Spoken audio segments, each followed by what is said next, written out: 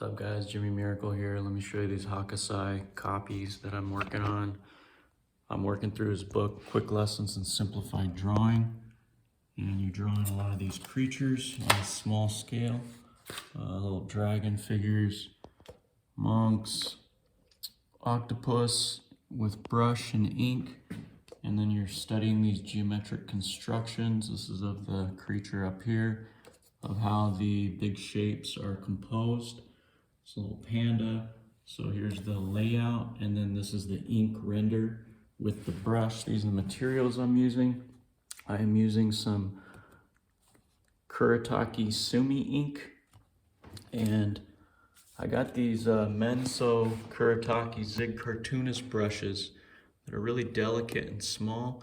This is the Kalinsky, the fine small one, and then this is the Menso medium wolf hair.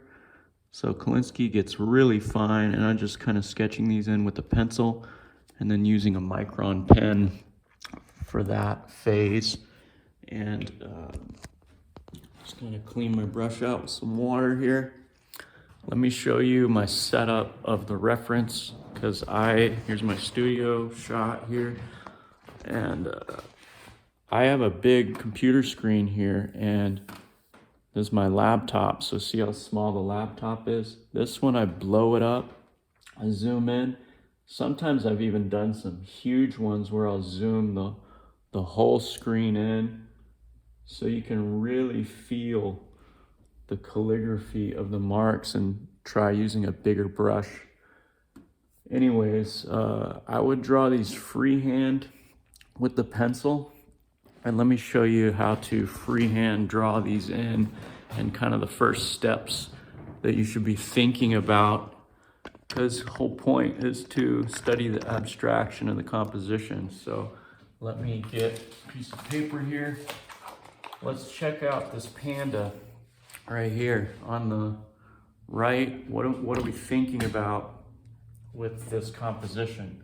First steps is it's a long rectangle that is composing the frame. And what's going on there? He's hanging like this. So it's going along with the verticality of the composition. Hokusai is very funny. He's got a sense of humor. There's an arc in the top third, and then along that arc, which is this branch, I didn't arc it quite enough. I'm gonna even move it up like that. There's a long line, vertical line, that's holding this weight here. I'm gonna symbolize this whole panda creature, koala, as a just geometric shape. And then there are more vertical lines coming through here. The first one starts at the very top of the picture frame, starts falling down, and doesn't come quite all the way down, but is pointing to the focal point, this guy. There's a bit of spacing in between that one and the next one. And this one comes all the way down and kind of lingers right near the side of his head.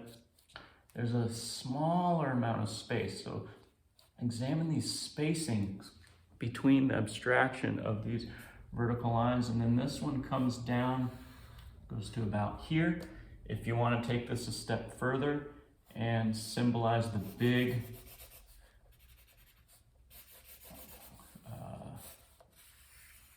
value pattern, something kind of like this, I will keep this geometric down here.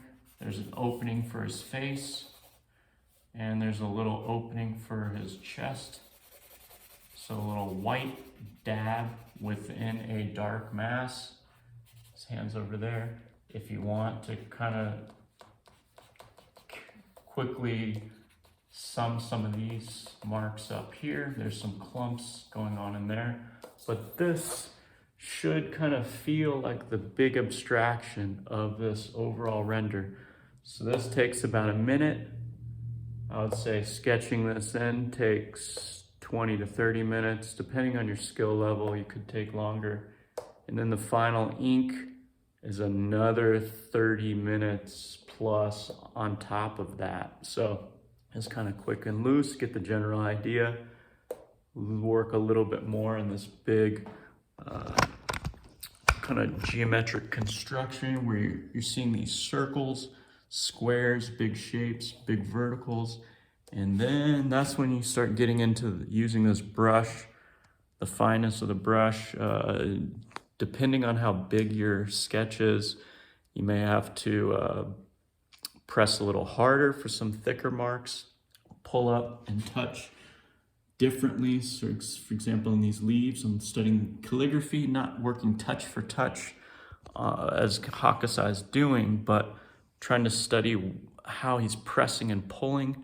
For example, on this little guy over here, there's kind of a jagged character of his marks where he kind of is dragging the brush a little bit in a frenetic way, kind of making this monk feel a little bit more haggard and weary. Whereas on this this dragon figure up here, it's the marks are a little bit more fluid and spirally, like fire, and they're not quite having quite as much jaggedness on the edges. Anyways, you'll get the idea that he's being an artist and using a character of the way that he's pressing these marks down. Hopefully this video helps you, and then you can start incorporating this into your own work, and your brush work's going to improve, your abstract composition sense is going to improve, and it's a pretty fun study overall. I'm enjoying this, and I hope you found this video useful, and have a great day.